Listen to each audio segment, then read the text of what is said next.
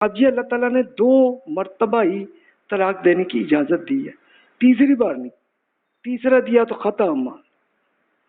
اب اس میں پھر مزید ارشاد ہوا فَإِن طَلَّقَهَا فَلَا تَحِلُّ لَهُ مِن بَعْدُ حَتَّى تَنكِحَ زَوْجًا غَيْرَهُ فَإِن طَلَّقَهَا فَلَا جُنَاحَ عَلَيْهِمَا أَن يَتَرَاجَعَا إِن ظَنَّا أَن يُقِيمَ حُدُودَ اللَّهِ فَتِلْكَ حُدُودُ اللَّهِ يُبَيِّنُهَا لِقَوْمٍ يَعْلَمُونَ۔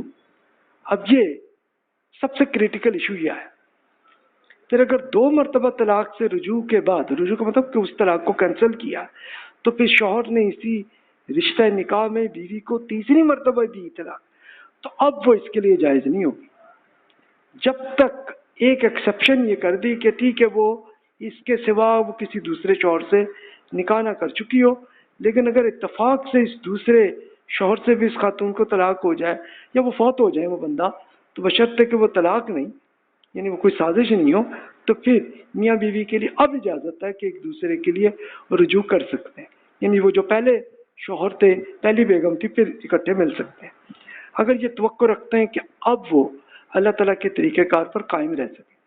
یہ اللہ تعالیٰ کے مقرر کردہ لمٹس ہیں جنہیں وہ ان لوگوں کے لیے واضح کر رہا ہے جو علم حاصل کرنا چاہتے ہیں۔ اچھا، اصل میں یہاں کریٹیکل ایشو آئے ہیں، اور یہ اسپیشل ہمارا جو کلچر ہے، انڈیا اور پاکستان کا کلچر ہے، اس میں یہ رہا ہے۔ یعنی آپ یہ یاد رکھیے کہ پرانا جو کلچر انڈیا اور پاکستان کے ایریا میں رہا ہے وہ یہ کہ جب طلاق ہو جاتی تھی اس خاتون کو کوئی دوسری آپشن ہی نہیں ہوتی تھی کہ اب کوئی دوسری شادی ہو سکے، کوئی ان سے طلاق کردہ خاتون سے شادی کرنے کو تیار نہیں ہوتے تھے۔ اب وہ بیچاری پھر یہی کرتی تھیں کہ اپنے پھر ماں باپ میں یا بھائیوں میں جا کے رہتی ہوتی تھیں، رہتے رہتے جب تک ان کی زندگی یہ رہی تھی فوت ہو گئی، ایک بڑا ایشو آتا تھا۔ اچھا، پھر اب ہوا کیا کہ انڈیا اور پاکستان کے جو فقہاء ہیں انہوں نے ایک پوائنٹ آف ویو ان کا یہ آیا کہ بس جناب یہ تو اللہ تعالیٰ کا حکم آ گیا نا، تیسری بار اگر طلاق دی تو پھر ختم۔ تو اب یہ ایک سوال آیا کہ یہ وہ سوال ہے کہ جناب 3 دفعہ ایک ہی سیکنڈ میں طلاق دے دی، یعنی اللہ تعالیٰ نے اصل میں یہ تیسری مرتبہ کی اجازت تب تک دی ہے کہ آپ نے ایک بار طلاق دی، پھر معاملہ ٹھیک ہو گیا، کینسل کر دی، پھر کچھ عرصے بعد پھر مسئلہ آ گیا، پھر طلاق دی، بس وہ لمٹ کر دی، ختم۔ اب اگر تیسری بار ہوگی تو اب کبھی اس شوہر اور بیگم جو پرانے تھے اب کبھی ان کا تعلق نہیں ہوگا، یہ ایشو ہے۔ اچھا، ہوا کیا کہ ہمارے ہاں کئی لوگ ہوتے ہیں نا، وہ ایک ہی جناب غصہ آیا 3 طلاقیں دے دی تجھے، اس طرح کے لفظ کہہ دیتے ہیں، تو پھر جو انڈیا اور پاکستان کے فقہاء ہیں ان کو یہی سمجھ میں آیا کہ ہاں جی یہ 3 ہو گئی، اب معاملہ ختم۔ لیکن اب سوچئے کہ وہ خاتون کے لیے اور پھر اس کے بچے بھی ہیں، تو ان بچوں کے لیے پوری زندگی میں اور باقی کچھ نہیں رہ گیا، یہ ایشو ہے۔ تو اس میں ایک اختلاف اس وجہ سے، اچھا یہ دیگر اور اسکول آف تھاٹ ہیں، مالکی، شافعی، حنبلی، جعفری، سب کے ہاں یہ ایک ہی ٹائم میں 3 طلاق نہیں ہوتی، وہ ایک ہی ہوگی، لیکن جو پاکستان انڈیا کے حنفی اسکالرز ہیں ان کے نزدیک یہ ہو جاتی، 3 ہو جاتی ہیں۔ اچھا، وہ کیوں ہوا؟ اس کے لیے اصل ان کی دلیل وہ ہے کہ حضرت عمر رضی اللہ عنہ کے زمانے میں ہوا تھا کہ انہوں نے کہا کہ بھی اگر تم نے کیا نا تو تمہاری اس کو طلاق کو میں ایکسیپٹ کر دوں گا معاملے، تو وہ کہتے ہیں کہ جی اس لیے ہو جاتی۔ تو اس کے لیے پھر جو اختلاف کرتے ہیں جتنے فقہاء، تو وہ اس میں تفصیل سے پھر وہ بتاتے ہیں کہ جناب پورے سینیریو کو سمجھیں کہ عمر رضی اللہ عنہ نے کیسے کہہ دیا تھا۔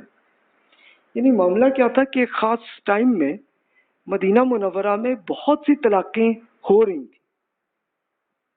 اچھا، وہ ہوتا یہ کہ طلاق کا پورا اعلان کر دیا، اس کے بعد وہ بندہ جو ہے وہ عموماً لڑکے ہی تھے، نوجوان ہی تھے، وہ کر دیا، کرتے ہوئے اب وہ خاتون آ گئی عدالت میں کہ جناب یہ کریں مسئلے کا حل.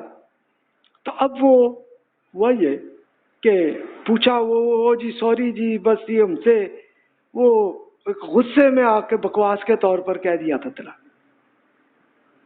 تو اب ہوتا یہ تھا کہ رسول اللہ صلی اللہ علیہ وسلم کے زمانے میں اور ابو بکر صدیق رضی اللہ عنہ کی حکومت میں ایسے ہی چلتا تھا کہ بھائی بس وہ ٹھیک ہے محض بکواس ہے اور کچھ نہیں، کہ سچ مچ طلاق نہیں دی، کچھ سوچا سمجھا کچھ نہیں، بس غصے میں کوئی ایک بکواس کے طور پر کہہ دیا وہ تھا.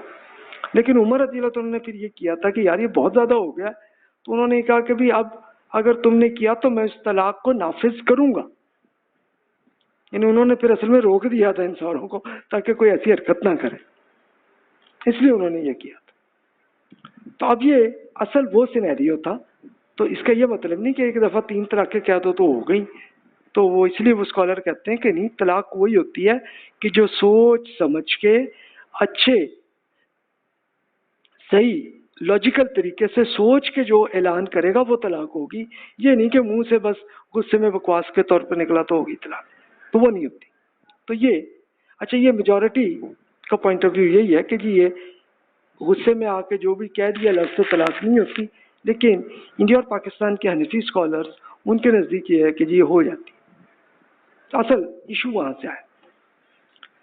تو اب اللہ تعالیٰ نے پھر ایک اجازت دے دی کہ ٹھیک ہے اگر تیسری بار بھی ہوئی طلاق تو اب ہوا کہ خاتون نے دوسرے کسی آدمی سے شادی ہو گئی، ہو گیا معاملہ، اگلی سیٹل ہو گئی، اتفاق سے کوئی اور معاملہ ہوا، کیا وہ کوئی طلاق ہو گئی یا وہ دوسرے شوہر جو تھے وہی فوت ہو گئے، کوئی معاملہ ہوا، تو اللہ تعالیٰ نے پھر ایک آپشن اجازت چھوڑ دی ہے کہ ٹھیک ہے ابھی اب وہ پرانے شوہر سے اب وہ رومانس کا ٹائم یاد آ گیا تو اب وہ ٹھیک ہو سکتا ہے کہ اب کر سکتے ہیں.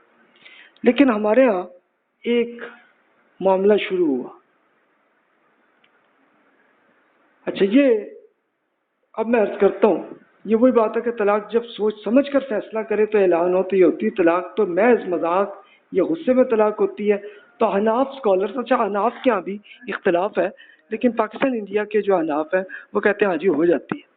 مالکیہ، شافعی، حنابلہ، اسی طرح جعفری اسکول آف تھاٹ کے جو کئی اسکالرز ہیں وہ سمجھتے ہیں کہ نہیں جی یہ طلاق ہوئی ہی نہیں سے، کہ جنون، بے ہوشی، بچپن، ان سب میں جیسے نکاح نہیں ہوتا ایسے طلاق بھی نہیں ہوتی. اب یہ بالکل ایسے نہیں، یا آپ فائنینشیل میں معاملات میں اب پڑھ ہی چکے ہیں نا کہ اگر ایک آدمی بالکل پاگل ہے یا بالکل ہی چھوٹا سا بچہ ہے، اس بچے سے آپ جناب سائن کروا لیں اور اس کی پراپرٹی پہ قبضہ کر لیں تو وہ نہیں ہو سکتا. اب ایک آدمی بے ہوش ہو اور اس سے جناب سائن کرا لیے اور وہ تو کچھ نہیں ہوتا ہے. تو سیم مالکیہ، شافعی، حنابلہ سب کے نزدیک اس میں کوئی طلاق نہیں ہوتی، سرے سے ہوئی نہیں، یعنی یہ صرف محض بکواس ہے اور کچھ نہیں. اچھا اب کنایا ایک لفظ استعمال ہوتا ہے فقہ میں. کنایا کیا ہوتا ہے یا آپ اردو میں سمجھتے ہوں گے؟ کنایا ہوتا ہے کہ وہ طلاق نہیں کی لیکن کوئی ایسا لفظ کہہ دیا، مثال کے طور پر تم ہم پہ حرام ہو ہمیشہ کے لیے، اس طرح کا لفظ کیا. تو اس میں پھر فیصلہ اور نیت کو دیکھ کے ہی فیصلہ کیا جائے گا کہ طلاق ہوئی کہ نہیں ہوئی. یعنی اگر کنایا کے طور پہ اگر ایک شوہر نے کوئی لفظ کہہ دیا تو بھی وہ اس کے لیے پھر وہ خاتون بھی ان کی فیملی بھی عدالت میں آ گیا معاملہ تو وہ بھی دیکھیں گے کہ جناب سچ مچ ان کی نیت بھی تھی، کوئی لاجیکل سوچ کے ہی کیا یا محض ایک بس غصے میں بکواس کے طور پر کہہ بیٹھے. اس چیز کو چیک کرنے کی ہے ضرور. حالت حیض یہ ایسی پاکیزگی کی مدت جس میں ازدواجی تعلق قائم ہوا تو اس کی طلاق کا حکم کیا ہے؟ تو پیریڈ کے دوران طلاق دینا گناہ ہے، لیکن اکثر فقہا کے نزدیک طلاق بہرحال ہو جاتی ہے. لیکن حنابلہ، ظاہری اور شیعہ فقہا کے نزدیک کی طلاق سرے سے ہوتی ہی نہیں ہے. طلاق کرنی ہے تو پھر انتظار کریں کہ پیریڈ ختم ہو تو پھر طلاق. اچھا اب اس پہ تو سب کا اتفاق ہے، یہ تو قرآن مجید کا ہی حکم ہے کہ پیریڈ کے دوران اگر طلاق دے دی پھر تو گناہ ہو گیا. لیکن وہ کہتے ہیں گناہ تو ہو گیا لیکن طلاق بھی ہوگی. لیکن بہت سارے اب اسکالرس حنبلی، ظاہری، شیعہ فقہا کے نزدیک یہ طلاق سرے سے ہوتی نہیں ہے، یہ محض صرف بکواس ہوتی ہے. پیریڈ کے بعد پھر دیں. تو اس سے وہی روایت جو میں نے ابھی عرض کی تھی کہ عبداللہ بن عمر رضی اللہ عنہ سے یہ ہو گیا تھا، لیکن رسول اللہ صلی اللہ علیہ وسلم نے بڑی سختی سے پھر ان کو فرمایا کہ بھئی یہ بیٹا آپ سے بہت بڑا گناہ ہو گیا ہے، تو اس لیے اس کو کینسل کرو، ختم کرو، اور اگر دینی ہے تو پھر پیریڈ ختم ہونے کے بعد کرو. تو پھر ایسے ہی ہوگا واقعہ. اب آپ اس سے امیجن کریں کہ یہ طلاق اس طرح کی، اور اس طرح سے بغیر بے ہوشی یا غصے میں بھی تو آدمی ایک ایسی حالت میں آ جاتا ہے، بالکل پاگل کی طرح ہی ہو جاتا آدمی. تو اس میں کوئی پھر طلاق نہیں ہوتی. تو میجورٹی جو مالکی، شافعی، حنبلی سب کے نزدیک نہیں ہوتی، کوئی اس میں طلاق ہے ہی نہیں، سے ایسے کچھ بھی نہیں ہوا، صرف بکواس ہوئی اور کچھ. اچھا، اب بیک وقت دی گئی 3 طلاق جس کی بات ہو رہی تھی، تو اب اس کی ہم تفصیل میں آتے ہیں. ائمہ اربعہ اور اکثر ظاہری فقہاء کے نزدیک اس کی 3 طلاقوں کی بیک وقت نافذ کر دیا جاتا ہے، لیکن جعفری اسکالرس کے نزدیک یہ طلاق نہیں ہوتی کہ اگر 3 دفعہ آ کے کہہ دیا 3 طلاقیں میں نے ایک ہی دفعہ کر دی ہیں ہو گئی. تو اب اکثر اسکالرس تو کہتے نہیں، لیکن جعفری اسکالرس کے نزدیک نہیں، یہ کچھ بھی نہیں، ایک طلاق بھی نہیں ہوئی اس میں، کیونکہ یہ صرف بکواس ہے غصے میں. اچھا، اس میں اہل حدیث فقہ زیدی، ابن تیمیہ، ابن قیم، یہ بڑے بڑے اسکالرس گزرے ہیں، ان کے نزدیک ایسی حالت میں صرف ایک ہی طلاق ہوگی بس. یعنی کہنے کو تو 3 کہہ دی لیکن ہوگی ایک ہی. اچھا، وہ اس میں عربوں کے یہاں بھی اور ہمارے یہاں کلچر میں بھی ہوتا تھا، اور جی 1000 طلاقیں دے. اچھا، وہ 1000 کا مطلب یہ نہیں ہوتا کہ سچ مچ کیلکولیٹ کر کے 1000 انہوں نے کیا، وہ صرف ایک غصے کا ایک وہ اسلوب ہی ہوتا رہا. تو وہ ہے. اب آتے ہیں ایشو پہ حلالہ. جب اللہ تعالیٰ نے یہ اجازت دے دی نا کہ ٹھیک ہے بھی، اگر وہ خاتون پھر کرے دوبارہ ان کی شادی ہو گئی کسی سے اتفاق سے، ٹھیک ہے وہ آدمی فوت ہو گئے یا علیحدگی ہو گئی، تو اب پھر اجازت ہے پہلے شوہر سے. تو اب اس کے لیے حلالہ کا طریقہ آیا. حلالہ یہ ہے، یعنی حلالہ کا اصل کس کا مطلب کیا ہوتا کہ جناب اگلے کے ساتھ ایگریمنٹ کرنا بھائی کہ میاں تمہارے ساتھ یہ کر رہی ہوں نکاح، لیکن تم نے 1 گھنٹے کے بعد یا کوئی 10 گھنٹے کے بعد یا 1-2 دن کے بعد یا 3 دن کے بعد یا 10 دن مہینے کے بعد تم طلاق کر دینا.